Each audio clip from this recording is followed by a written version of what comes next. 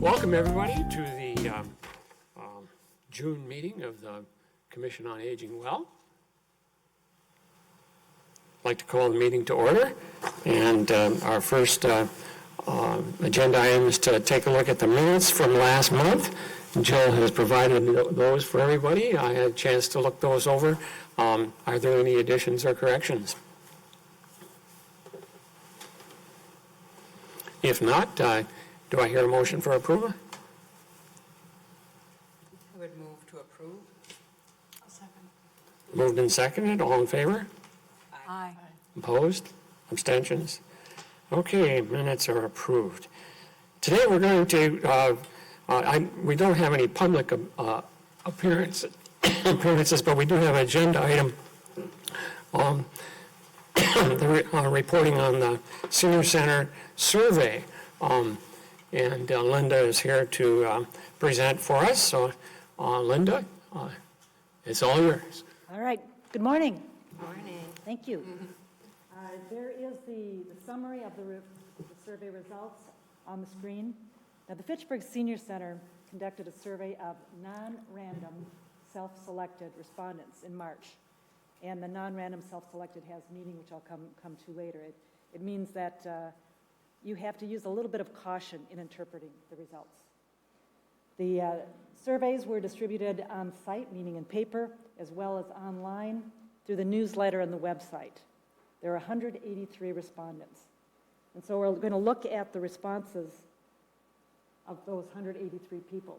If you look at the 7 categories, oh, thank you. I didn't do that right. But I'm better at surveys, so that's a good thing.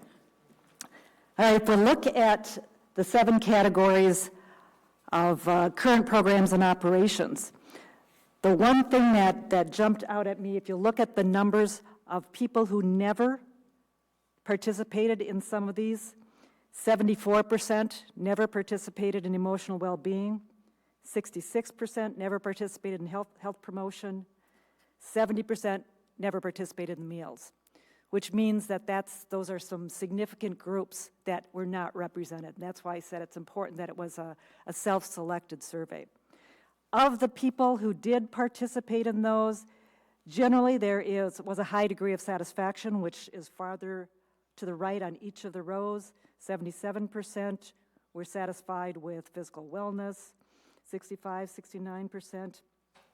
When you got to emotional well-being, the satisfied and neutral were more even. Same was true for the health promotion and the meals. So it's something that is worthy of keeping in mind that these might be some areas that could use some improvement. Up a little bit to number 8. Are there enough offerings for men, women, and diversity and inclusion? Over half of the respondents said yes, they're enough for women, but lesser for men or diversity and inclusion. And then in the comments section, we're not going to go through the verbal response, although you all have a copy. The comments that were following question 8 were very much tied to diversity and inclusion. So most of the comments talked about social diversity, ethnic diversity, physical diversity, and had some individual comments or recommendations. And since they were individual, one person said it, I'm not going to spend a lot of time, but it's, again, worth reading what some of these people had to say because it might trigger some ideas. If we look at the next several, 9, 10, 11, the typical respondents to the survey attended in the morning, they drove their own car, and they agreed or strongly agreed that they felt welcome. The fact that the vast majority drove their own car, again, says this was a self-selected survey. So we didn't get the respondents from people who weren't driving their own car to a significant extent. What improvements can you recommend? This, again, was an open-ended question. Nothing, I mean, there are several pages of comments people made, but there was nothing that really jumped out as a grouping of similar comments. They were, again, very individual comments, worthy of taking a look at, but nothing that I could say, this is a real area where several people automatically responded. All right, the next section. was on future programming. One of the things that we are really pushing toward with the Senior Center is the vision statement. And part of the vision statement is to reimagine aging. So we wanted to think about what would that be like in the future if we are reimagining aging, reimagining how we are serving the clientele. And one of the things that has come up, it came up in our focus groups that preceded this, as well as individual comments from clientele, maybe we need to have a little bit more emphasis on other cultures, their food, their customs, but it's something that has come up time and again. And so if we look at the respondent, the mean of 2.57 means that on a scale from 1 very likely to 5 very unlikely, the responses fell heavily between the 2 and the 3, the somewhat likely and maybe don't know. So it's not something that was overwhelmingly very likely, but there was support for that concept. If we looked at changing hours of operation, again, a possible, is this a need in the future? You can see the means were farther toward the unlikely end. 3.4 and 3.29 said that the responses fell more between somewhat unlikely and maybe. So evenings, there was not a strong category of yes, I would like to do it, and the same was true for the Saturday mornings. Now that we'll have some crosstabs later where there's a slight difference.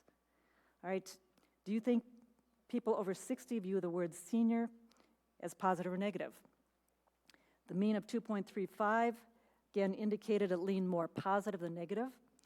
And here the why, if we look at the written response, there was far more written response to this question than any other question. Pro, con, and in between.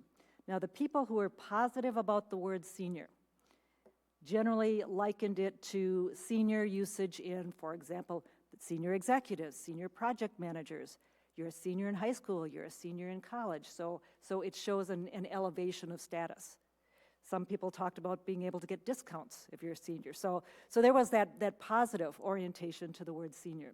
The comments that were negative toward the word senior, it was more of an emotional gut feel. I don't feel old, but the word makes me feel old. And when I talk to my friends and neighbors, they are not willing to come here because of the title. So it's something we had talked about, but I don't think there's sufficient support here to say a change is necessary. But communication might be. So there is a communication issue so people can feel that this isn't just a place where old people go. And that's kind of walking that fine line. Number 16. So should programs feature content exclusively for older adults, or should there be some occasional offerings to encourage interaction with other generations? Now, this is something that was brought up at the focus groups, and Janice, when you were at it, it came up that one of the respondents, and I don't remember who it was, said, I am still working part-time because I need that interaction with younger people. I like to associate with people my age because they understand my life as it is, but to remain young and vibrant, I need that intergenerational interaction. And we've also done separate research. There's a lot of studies now on aging. There's a book by Daniel Levitin called Successful Aging. He's a neuroscientist, and he looks at how the brain works and changes as you age. And part of his top points, he has 10 top comments, nothing surprising, exercising and eating well, but he does talk about one thing. Don't think of yourself as old, other than taking prudent precautions, but to be sure that you embrace other generations so that you can learn from other people and interact with other people. So we thought we would test that here.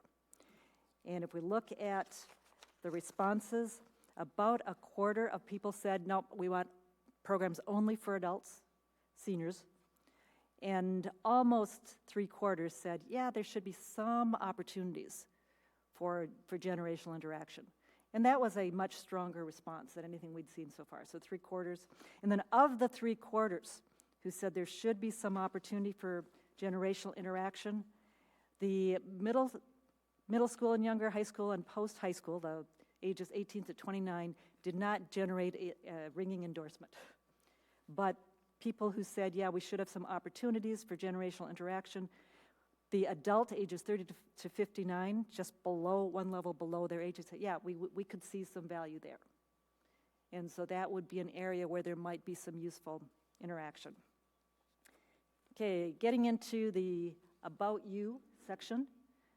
This again shows that there was some bias in the results just by virtue of the demographics. The age, it looks like the vast majority, 50% were 70s.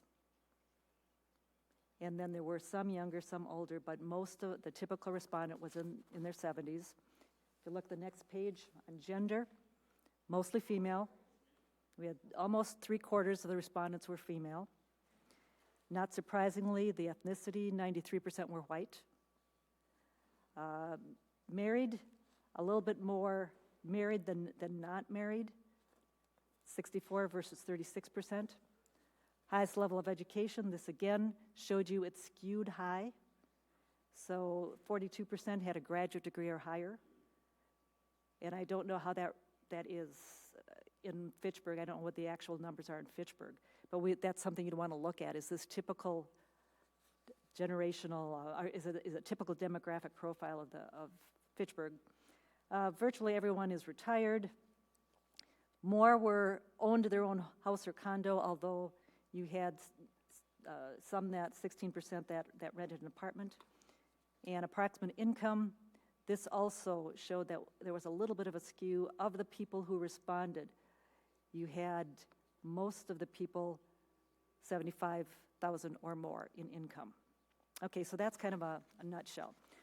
So because of the, I hate to say it, but lack of diversity in the responses, I thought, well, why don't I see if there are different answers for people who responded differently in their demographic profile? So I went through each category of demographics. So I looked at age, and this I had to clump into 3 categories: less than 70, in your 70s, or 80 and over. And of those 3 categories, I compared the answers to every question on the questionnaire to see, did younger people answer differently than the 70s than people who were 80 or over? I'll get to that in a minute. I did the same thing for gender. Were there different responses between male and female for every question on the questionnaire? I did it for ethnicity. And this I just did white, non-white. Every ethnicity, married, non-married. Level of education, I compressed that to 3. So it was some college or less, degree, graduate. Every question on the survey, I ignored the employment status because pretty much everyone was retired. Living status, do you own or not? And then income level. So all of those, I mean, pages and pages and pages looking at the crosstabs. There were only a few, given that it was only 183 respondents, that stood out as possible differences. And that's the selected crosstabs. So if you look at the ones where I did find some differences, for the question, this was question 8, are there enough offerings for women, men, diversity, inclusion? And the one that I really looked at that stood out as different was, are there enough programs for men? Because there were differences in the way men and women answered that one question. And if we look at the 50% of men respondents, male respondents, said, yes, there are enough programs. 23% of women said, yes, there are enough programs for men. Now, you can interpret that any way you want, but those were the results from the crosstabs. It could mean that women just thought there weren't enough, or maybe they wanted to have their husbands go to more programs. I'm not sure, but there was a difference between men and women. All right, if we look at ethnicity and the question, it was question 13, if the center offered a program or series for other cultures, how likely is it you would attend? There was a slight difference between white and non-white. If we look at white respondents, how likely is it you would attend cultural programs at the center, using the exact wording of that question? 22% of the white respondents said very likely, compared to 55% of the non-white. So they said the numbers are really small, but since the discrepancy is so large, it was worth mentioning that there was a difference in the responses. The non-white responses were also more likely to indicate there weren't enough programs on diversity and inclusion, which again was question 8. Are there enough programs for men, women, diversity, inclusion? The people who are non-white, well, the people who are white, 31% yes, there are enough programs for diversity and inclusion compared to 11% of the non-white. The majority of both groups didn't know, but then in no, there are not enough, the non-white said, 33% of them said no, there are not enough.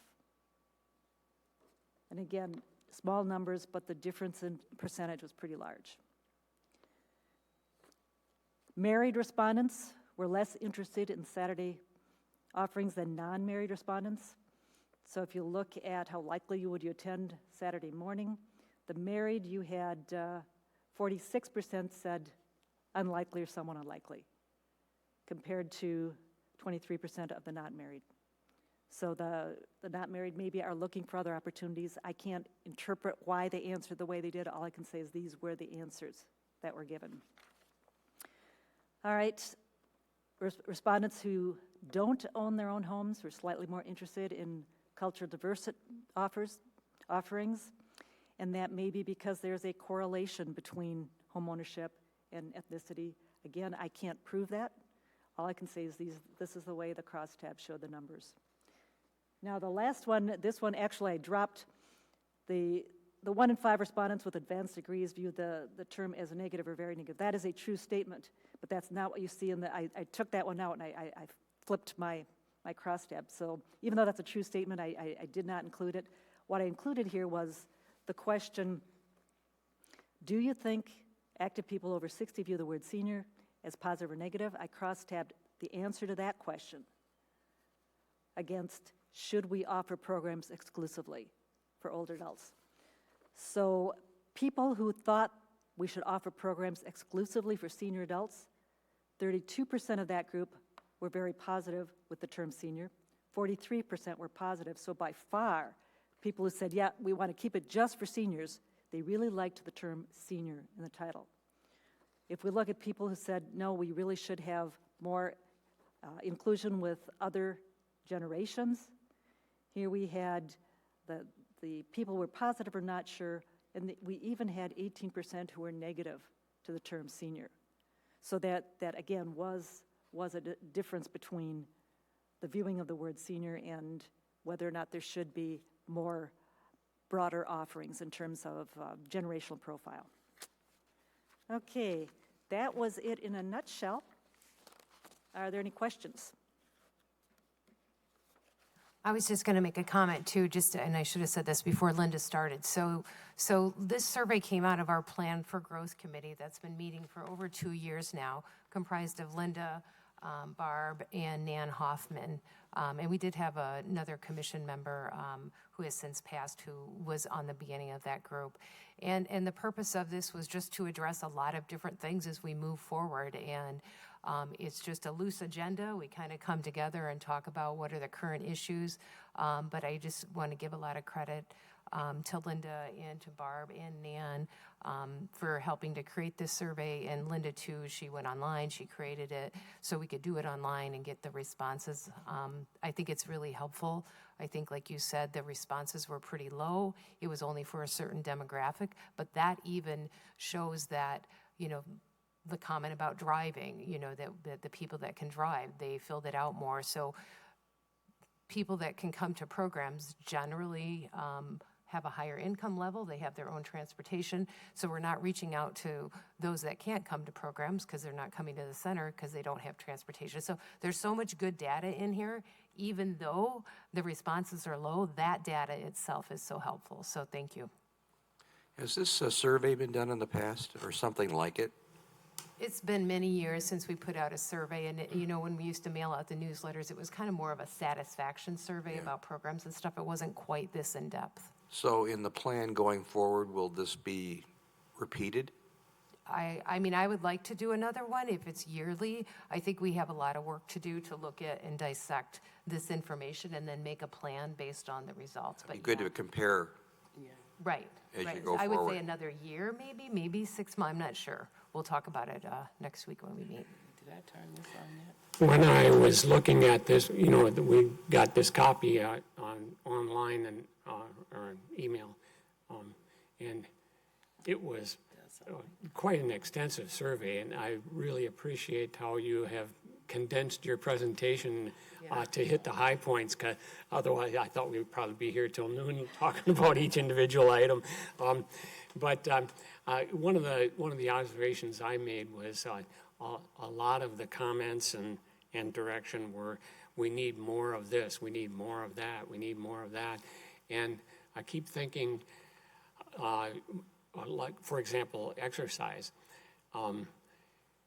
Well, where are we going to put those people if we reduce class sizes and then we add additional stuff?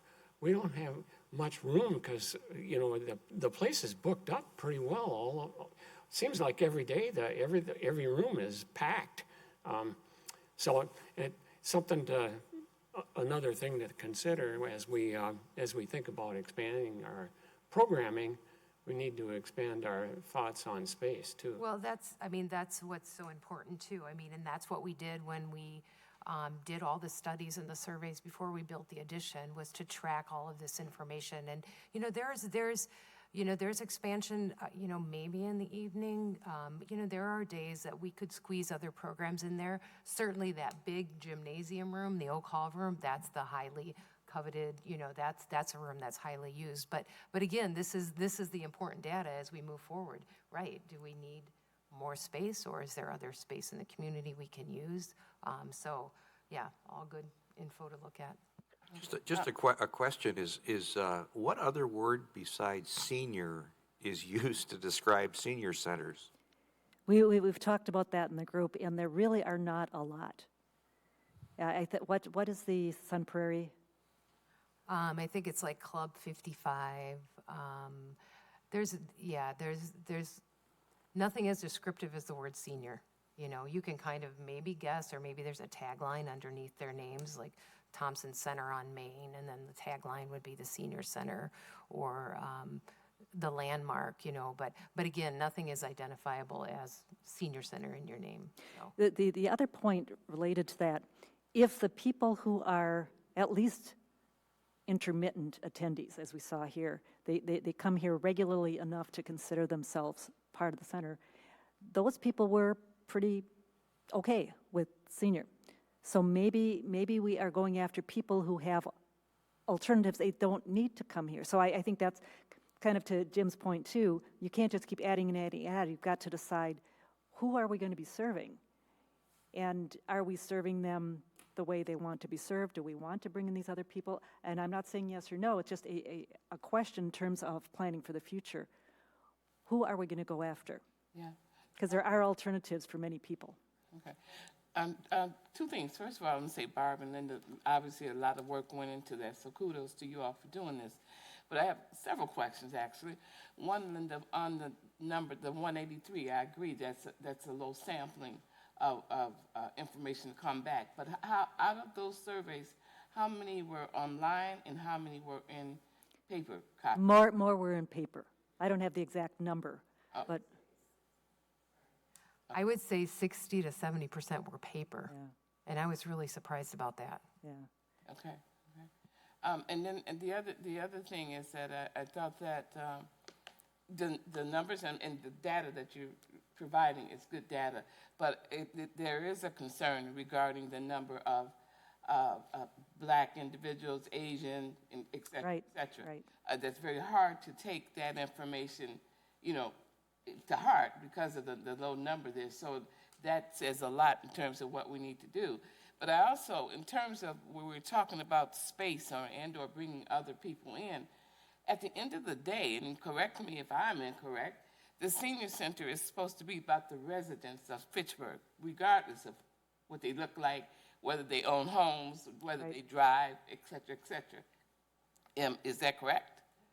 Yeah, okay. Because I think that's going to be really, really important. I understand our space is limited or whatever, but I think that is something that we need to take a really strong look at. And how do we make some of that happen? How do we make it more inclusive? We're talking about diversity and inclusion, which on another point, a lot of times people think diversity and inclusion, they think black, they think Asian, whatever. We're not talking about disabled individuals, et cetera, et cetera. I think that that's a broad discussion or a look that we need to take a look in terms of the senior center as a whole. But I guess I'm just really concerned and hope that we are looking at doing outreach and to include every resident if they want to attend the senior center, residents of Fitchburg. Because I think right now, as it stands, a lot of residents have no clue that the senior center even exists. Right. And that's a concern. But I think this data, this is the issue, is there's a lot of residents that might want to attend that can't because they don't drive. Well, that's And an issue. that's why this That's an data issue. is so important, and that's why it's reflective of, I think, a lower income population not filling out the data because they didn't even get the survey because they don't come here. Well, yes, Both yeah. of that, though. Correct. Yes, and I would Correct. say yes and no. I think there's something to that. And at the end of the day, we all know the numbers tell half the story, right? So there's a lot that we're missing. But I think this is great data. And to this gentleman's question over here is, are we going to do that again? That was my question. What's our next step in with this? One of the things that we really tried to do even before we did the quantitative survey, was to have input from people who don't come. We really struggled to get people, and you helped, Janice, to get one of the focus groups filled. But it was really hard to get people who don't come to come and give us information that we don't know. We don't know what we don't know. We don't, exactly. Absolutely. That's what I'm saying. The numbers Yeah. know some of it, but I totally agree with you on that one. And so Maybe that's the next step. How do we reach out to those people? Because I know we did something, Jill, in the Fitchburg Star. Obviously, that didn't draw people, so we have to think about how do we draw people to give us that information, right? Correct. And to move forward. So that's Correct. But thank you.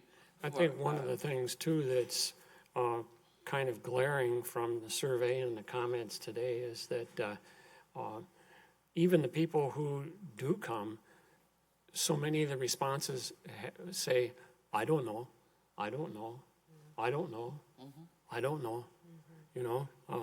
So I think communication is something that is really critical, and we've talked about that before in the last many years.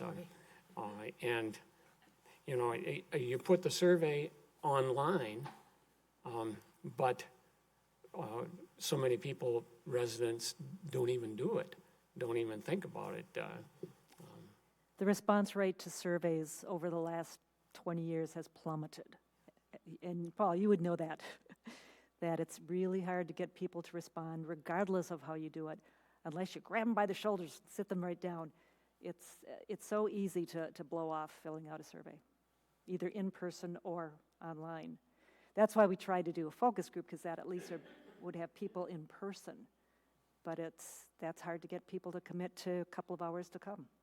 Well, and I think too, based on the survey too, and Janice, we talked about having having some more roundtable discussions with certain demographic groups Absolutely. to gather more data. But I think this is such a good starting point. It's stuff that we know, but now it's in paper. We have to make an action plan, which we'll discuss at the next meeting and move forward. Because again, the low sampling tells just as much. It tells us a lot in the response rate and stuff. So thank you again for your commitment to this. Any other questions for Linda? Okay, thank you, Linda. Thanks, We'll move on to the next item, which is the 2020 census data. And Jill, I think you're... I didn't want to spend a lot of time on this data today, but, everything that we're doing, sorry, I'll get to it, is kind of running parallel, all coming together as we look at, let me make this a little smaller, who we're serving, who lives in Fitchburg, how we're going to serve them. Oh, there it is. Let me get this a little smaller. Okay. I just thought it was important. I've looked at this demographic information in the past, and I thought, well, let's just, I'm going to quickly go through this because we're going to come back to it. It's going to be part of our programming, our survey action plan. I have some information about an inclusion action plan that I want to put in place, but everything is going to kind of stem from some of this data from the 2020 census. So you have this in your packet to go through on your own time too. But to me, the most interesting part is what's our demographics, and not just 60 and over, even though that's what we're slated to serve with Dane County. I like to look at 50 and over because that's what's really telling us what's coming down the pike. Language spoken, just kind of interesting. As we know, we don't have any Hispanic speaking staff, at least at the senior center. There's some throughout the city, but not enough if we're going to meet the demands that are coming down. Here's 65 and older. 13% of our population is 65 and older. Just about 18% is 65 and older in all of Wisconsin. So we're just a little bit below that here in Fitchburg. Here's our poverty. By age, so 65 and older, it's only at 2%. The highest is under 18. 50 and over, so now I went back to, or I pulled data for 50 and over because again, even though the county services are 60 and over, people come to the center that are younger than 60, and they can. We don't have a ton, but at least it tells us who might be interested. And again, eventually everybody 50 and over, hopefully, they will turn 60. And so those might be services that we need to be thinking about as people age. So 50 and over, you can see 8,800, 60 and over, 5,400. So there's a big chunk of people that are going to be coming down the pike that we have to be aware of. And then I went down and broke down some of the diversity numbers here. Now, I don't, census data is obviously the data that a lot of programs are funded on and cities look at to plan for growth. Unfortunately, I don't feel that this is reflective of our community, particularly in the Hispanic population. When this data was being collected, there was a big scare for undocumented workers at that time. And I think a lot of Hispanic older adults and Hispanic people in general did not fill out this survey. A lot of it was supposed to be online. And it was just a real scary time for the Hispanic population. So I don't feel like these numbers at all reflect our community, but these are the numbers that we have right now. I think there's other ways that we can get better data on this. Black older adults, I didn't feel like this was reflective either. And again, it's a voluntary thing, but looking at this, it says we only have 179 males over 55 and females 183. Now, you can see in the demographics, they did the category of 45 to 54 years and then 55. Where in some of the other races, they would do 50 and older. So I just pulled 55 because I didn't want to pull in the 45-year-olds, although that's a big chunk of older adults, 432 for male for 45 to 54, and 368 for female that are 45 to 54. So just an idea that hopefully they will age in place and stay in our community and we can serve them. White older adults, so I did pull 55, okay. Obviously, Fitchburg is primarily white, so that gives you some numbers. Male, 2,277, female, 2,881, which doesn't surprise me, as oftentimes females live a little bit longer. Asian older adults, this seems relatively low. Again, male 54, female 49. And then that's about, you couldn't break down the Pacific Islanders and other categories, but again, I didn't want to dive too deep into this, but this will be some of the data that we use as we kind of move forward, combining that with our survey, and hopefully develop a good plan that we can meet the needs of people in our community. So any questions or comments? And again, this is a working copy. If there's more data you want me to try to pull or look at, I'm happy to do that as we keep moving forward. Jill, is there data that shows the merger of the city of Madison with Fitchburg? Yes, I do have that data. And you're right, I didn't put that in here. I know that in that whole town of Madison, it was maybe 300 older adults, like 65 and older. It wasn't a huge, I thought it would be bigger, but I'll bring that data or send that data to you because I do have the town of Madison pieces that we annexed that will reflect that Yeah, data. I think that'd Thank be you. interesting. I think we'll find more, perhaps Hispanics Yes. and Black individuals that moved, so the numbers will change. Thank you, Janice. Yep. Okay, anything else concerning the census? Okay. Next, we'll take a look at the programming policy discussion. Okay, so we looked at this for quite some time last month.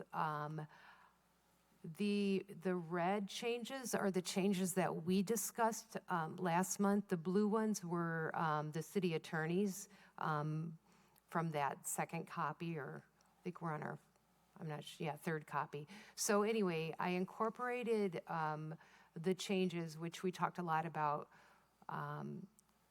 program versus programming. And I think that programming felt more descriptive than program because it seemed more all-encompassing. And so that was a recommendation for that first sentence. The Fitchburg Senior Center is committed to offering open and inclusive programming opportunities that reflect the diverse demographics of our community. While we support a variety of topics, programming does not necessarily represent the views of the department. What is everyone's comfort level with that first statement? You feel okay? Paul, I know last time we had brought this forward, and this goes back to last year. I think it was last year when we had a program on Putin, and I got some feedback that some folks were not comfortable with that, and so this was kind of it stemmed from that, like how do we offer programs that could be educational but appear controversial, and so that kind of stemmed this. And then as we've been meeting, more things were added, but I think it's a nice guideline. And then we talked also about what we call the administrative guidelines, so that when we do offer programs, we're looking at everything really objectively rather than subjectively, and it doesn't, come back on staff. So it just gives us some guidelines. So I kind of went off course here, moving down to the policy itself. Again, those statements that are underlined in blue were the edits of the city attorney. Is everyone comfortable with those? Okay. I just had one suggestion, and that was in the third paragraph, ending that sentence after points of view, and then a second sentence, however, events that promote hate or violence. I think it reads a little better to split that. Programs may offer an opportunity to share opposing points of view, period. Okay. However, events that promote hate or violence or discriminate on the basis of race, ethnicity, religion, gender, sexual orientation, or other protected class are not permitted. No, I'm fine with that. Yeah, Does that read better? Okay. Let me Thank you, pull this Barbara. up. There, okay. So, I don't know if this is an approval part because we talked about those administrative guidelines. And so I did some research, and I looked at our other policies, where we sort of had guidelines for us to give some authority to either myself, whomever staff is in charge that day. So we didn't have a lot of administrative guidelines that kind of followed along with this policy. In the personal care piece, we had the authority, senior center director has the authority to amend the policy. And I think that also appeared in the code of conduct. I didn't put the whole policies in here, but the senior center director has the authority to amend the policy. So when we look for consistency, that was kind of the most consistent statement. But then when I looked at those administrative guidelines, so how we can sort of filter these programs and make sure we're looking at them all in the same light. This was something that I pulled from the National Institute on Aging, and this is part of their accreditation, but it gives us, I guess, some talking points about when topics come through or presentations or there's offerings that we may or may not want to promote through the senior center. Could it hit all of these points, like run through all these filters? Does it meet socialization, mental stimulation? It doesn't have to meet all of them, but it should meet some of them. So just looking for some input on this, this first, I guess, example of things we can pull from. And then secondly, this doesn't feel like it should go into that policy. Like this would just be a separate kind of a standing thing, or would this be part of a programming policy? You know what I mean? We approve the whole thing. It's kind of a checklist. Yeah, should that be part of that policy? Yeah, I would think it would be separate, but clearly you go through that process Okay. each time.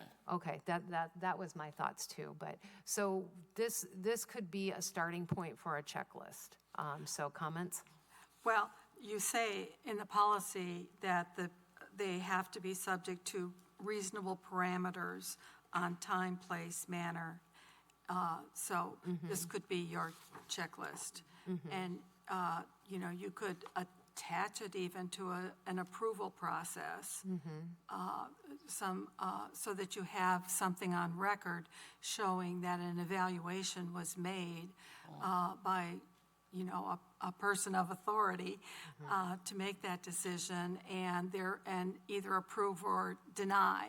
So that if you would deny a program, you've got a method and a process that you've used for everything. Yeah, I like that. Yeah.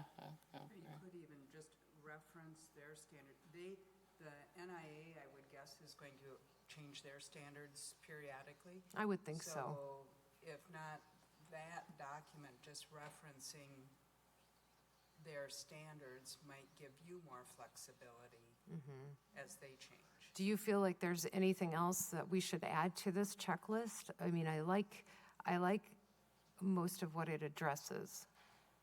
It's got some diversity about the exploration of different cultures, physical abilities, intergenerational. Are there anything that the list might be missing? Local,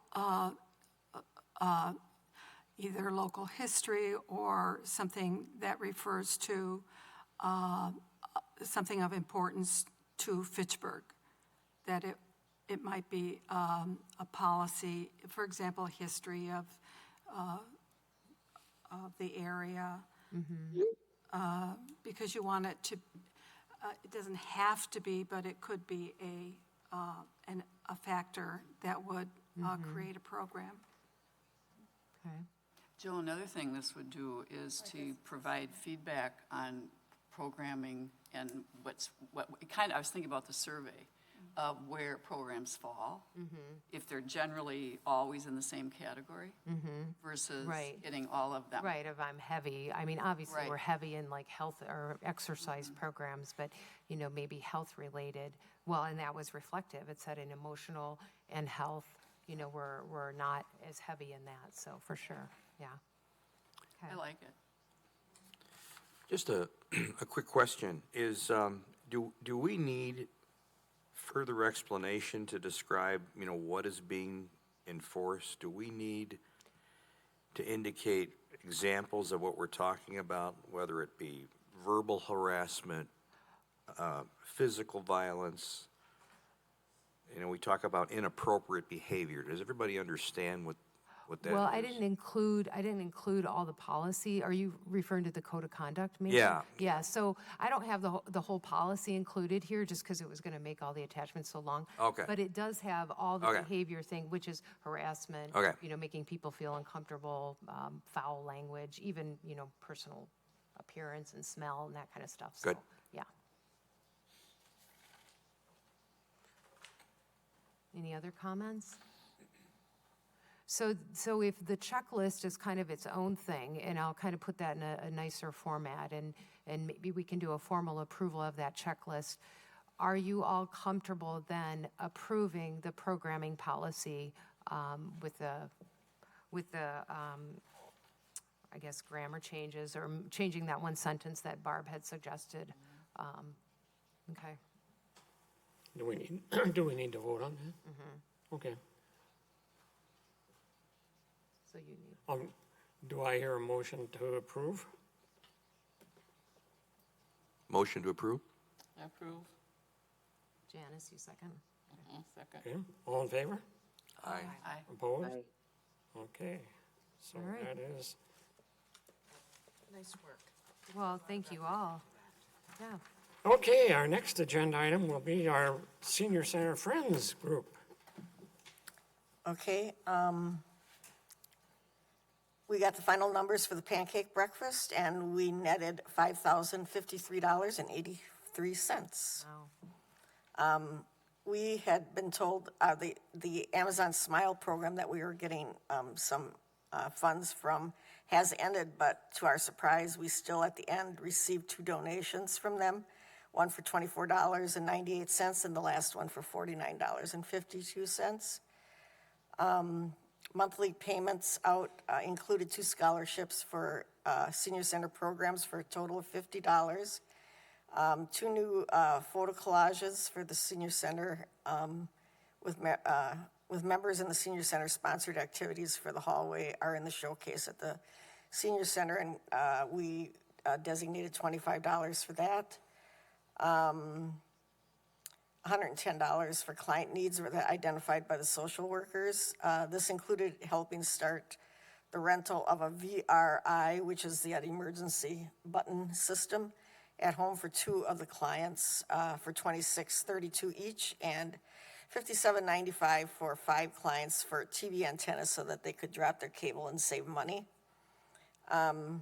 Jill spent $300 for the outside flowers, $28 for the newspaper subscription, and $81.99 was spent for the cake and party supplies for the to celebrate the Older Americans Month for the age 90 plus party, which was a great success. And all of these things that we spent money on totaled $409.99. $12.64 was spent for folders to put together prospective members' folders and information to promote the Friends Board. We do need to fill 3 vacancies by the fall. If anyone knows of anyone who might be interested in finding out more about the various committees, there are folders available at the reception desk at the center for prospective members to pick up.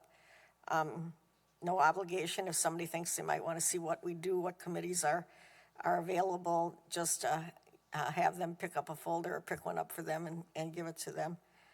The summer travel show will be held at 1 p.m. on June 20th in the 2nd floor of the library instead of the senior center. So this is like what Jim was saying, we're running out of space for things like this because this has become very popular.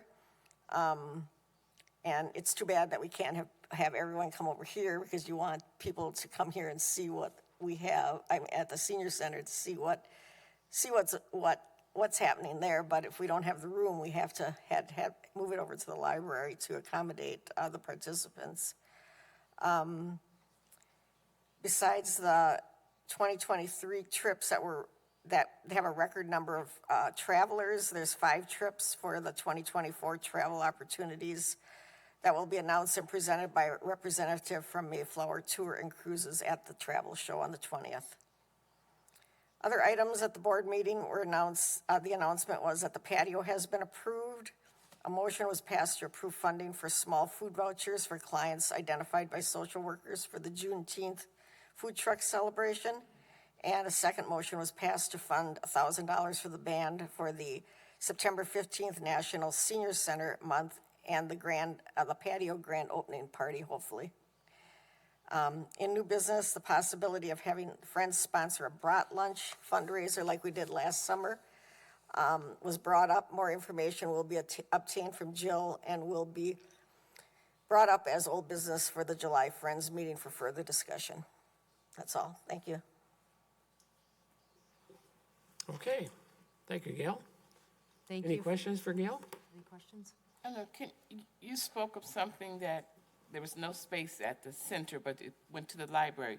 I missed that. Can you speak to that again? Yes, the travel show has become very popular, and the last time we had the travel show, we actually had more people than were supposed to be in one of the rooms as far as the fire code went. And so this time we have to move it to a bigger room, and there is no real space, a bigger room available to have that many people. I believe there were over 70 people at the last show, so.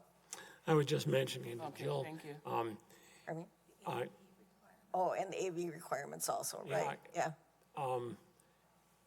What about this room? You can easily put 75 people. Personally, it bothers me that it's going to be at the library, Bothers and me it's too, not yeah. yay, he's a senior center. Right. And instead, it's the library. Yeah. So in the future, you might want to look into using this room. Okay. We can and have used this room in the past for presentations. The rule is no food or drink here. Maybe water, but yeah.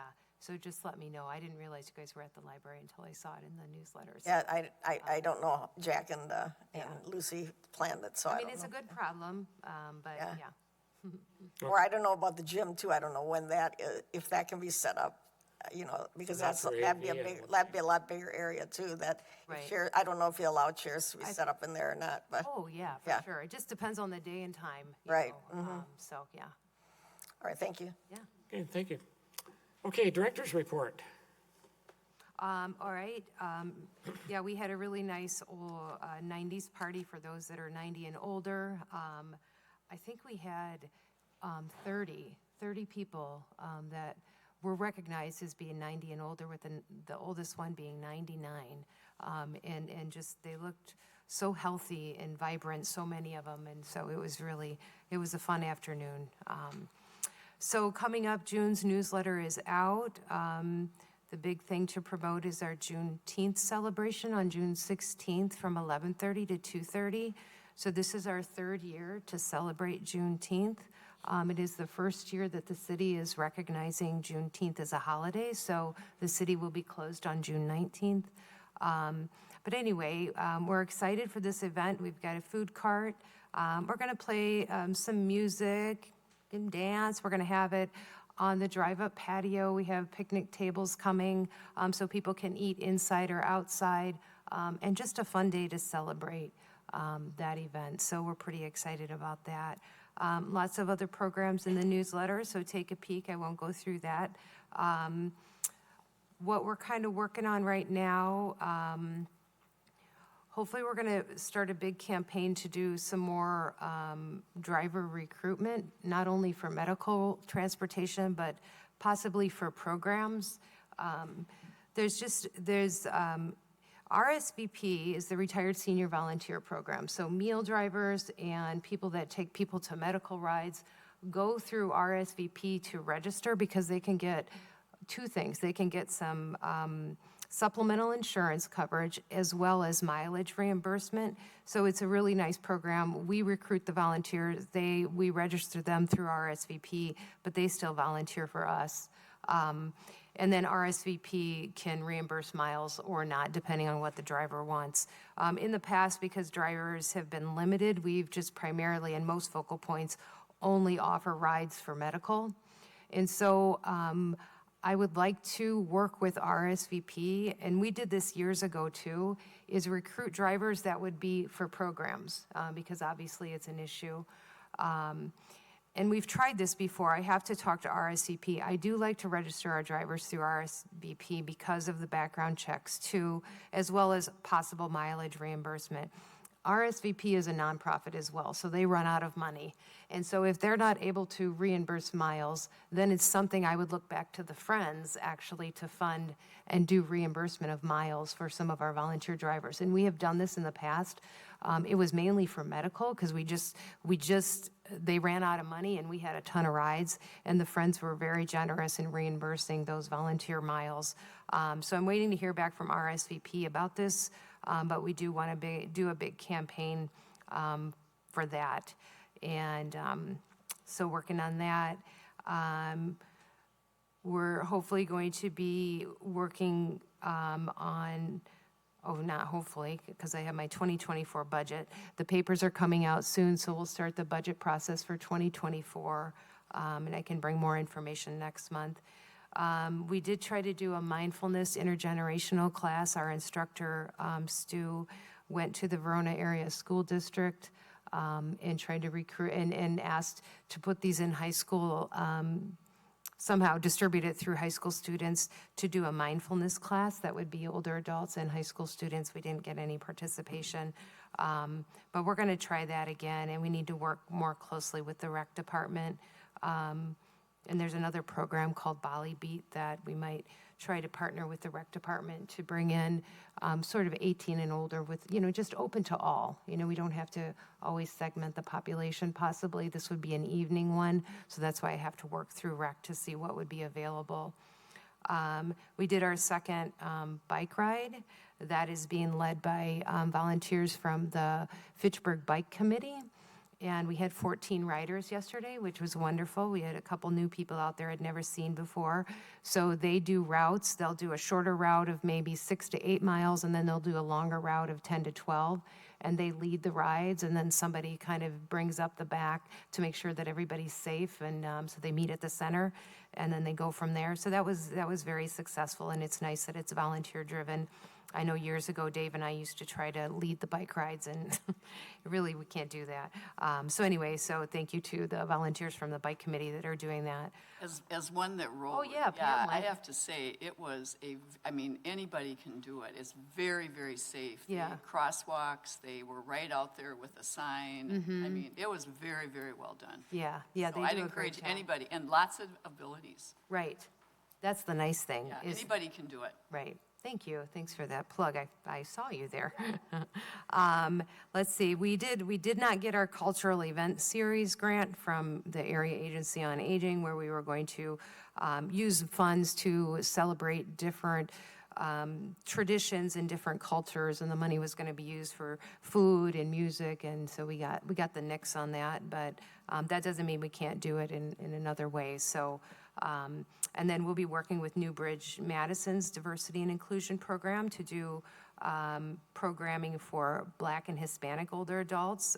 Newbridge Madison has staff assigned to both of those populations, and so we will hopefully be offering some programs August and September, and work with them, which is really nice for them to do outreach primarily around New Fountains and Allied Drive area.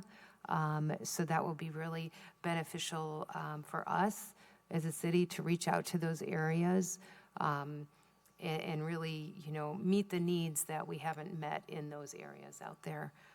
So looking forward to that. And then also working on the county budget. As you know, we get funding for case management and nutrition from the county. I think this year we have, let's see, it was over, maybe it's 120,000 that funds a portion of our nutrition program and our case management. The focal points, all of us that receive funding, we're kind of tasked with creating our ask from the county. How much money do we need for case management? The county funds, it's about $800,000 right now that the county is distributing amongst 12 focal points to do case management. But it's just not enough. And then they claim, and we're trying to get these figures, that's about 40% of the cost of the program throughout Dane County. And so that means that all of the municipalities and the towns and surrounding towns and cities are picking up the 60% of those programs. And so just a lot of discussion going on at the county right now about that. And I want to say that is my report. Yeah. Any questions? Is there any update on the meal program? Yes, I meant to get the name of it. So we have been reassigned, so the RFP for the meal program went out, and this is for all of Dane County. This was the first time that Dane County ever allowed those getting bids, filling out the RFP, to select what communities they want to serve. It used to be one contract for all of Dane County.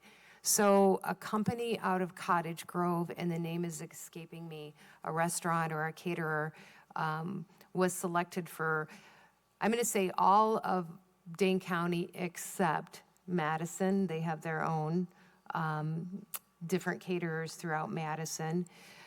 Middleton and Black Earth and maybe Mount Horeb have a different caterer, but everybody else will be getting this caterer out of Cottage Grove. Right now, it's going through the county process approval, so we suspect we won't see any changes with Consolidate until the fall, probably September, I bet, by the time it goes through the process. So for now, we have Consolidated, but hopefully changes come in, and it'll be a good change, so we will wait to see. Good, thanks for the update. Jill, for the RSVP, what's the numbers that, that we've been utilizing through them? Right. Right now, we're doing 20 to 25 rides a month, which is really, in the past years, we did more like 50 or 60. So it's not quite as highly used as it used to be. And I can't say why. I mean, we're trying to do more promotion. We're reaching out to family members to say, you can put your ride request online or you can call us. We have a form, trying to make it as easy as possible. When we do have people that ride a lot, and this could be some of it too, so say somebody has physical therapy, so they have a ton of appointments, or dialysis. That's always a hard one, where they get these constant requests. It's just a long-term schedule. If they live anywhere within the Metro Plus area, we will have them fill out an application for Metro Plus. So we've done better about trying to hold our resources for those that aren't in the Metro Plus service area. So that would be McKee Park. So I'm listing senior apartments now. McKee Park, Chapel Valley, Highline are all in the Metro Plus area, because that's where a regular bus route goes.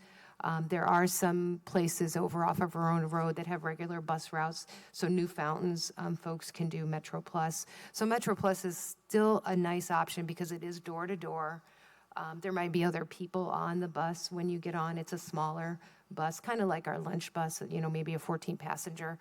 And you do have to fill out an application, but I'd like to get more people using RSVP, but then you run, right now we have about 8 drivers, but, one's out sick, 2 are out traveling, and so, we kind of have a steady 5. And what happens is somebody calls in, we say, give us 5 days in advance, and Susie takes care of all the rides, and so she'll shoot out an email to all the drivers, and then usually somebody will pick it up. Susie will call the client back and say, so-and-so is going to pick you up, and then the driver will call that client the night before. It's a great system. Another reason another reason it went down. Years ago, we used to be able to transport people on medical assistance, and those on medical assistance now have to use a state contracted provider. And ever since that happened, it's been terrible. And I would say that here and at Dane County and at the state, it's just a managed service that is awful. And there's no oversight. When you get that big, file a grievance. Well, oftentimes clients, they're not able to file a grievance, but you have constant, the social workers, I have them document, ride didn't show up. Ride came late, and so you don't have any control. That was, now that I think about it, that was a chunk of our people that we would transport. And you love that, because oftentimes that was the most vulnerable population, were those that were low income and maybe didn't have a support system. So we were transporting them. Our case managers were helping them schedule their appointments. Now they have to call a 1-800 number, register here. And so we cannot transport anybody on medical assistance anymore through RSVP. So I have been an approved driver to take people to their medical appointments. You have? For 2 years and have never gotten a request. You're not on a list. Oh, my gosh. You're not on our list. I'll be darned. Well, thank you for letting me know. I know he drives meals. I thought that's all you did. No, I'm You're not available on for the that list. as well, I but look at the list all the time. Oh. Oh, Paul, watch out. I just talked to Susie. She's like, we got to have more drivers. So somewhere you fell through the cracks, Paul. Be prepared. Awesome. Thank you for mentioning that. Yeah. One other Go ahead, question. Janice, yeah. You mentioned Juneteenth Day. Yeah. And then that's great that the city now is acknowledging that.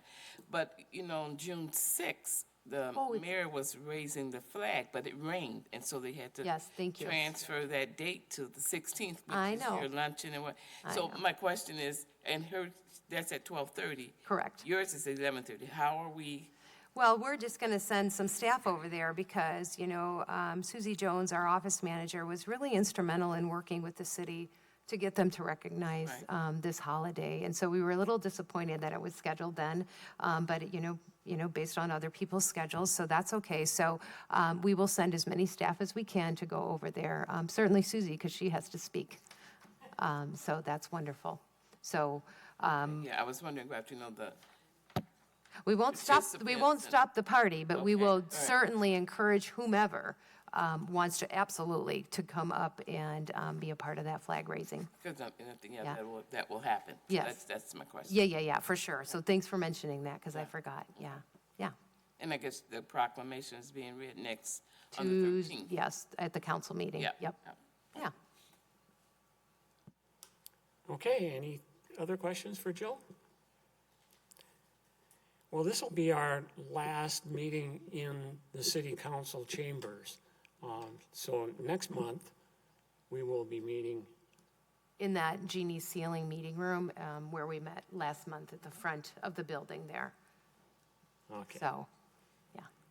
If there's nothing else, do I hear a motion? Well, I just have one thing. I just wanted to introduce myself. I'm Jay Allen. I'm your city council representative. And I'm sorry I wasn't able to make the last meeting and this meeting. I was a little late, but I was here for most of it. So, hi. And if you need anything, let me know. Thank you, Okay, Jay. welcome. Sorry, I didn't mean to ignore you up there. I did see you sneak in. Yeah, so welcome. Okay. Do I hear a motion for adjournment? So moved. A second. Okay, moved and seconded. All in favor? Opposed? Aye. Okay. Meeting adjourned. Thank you, everybody.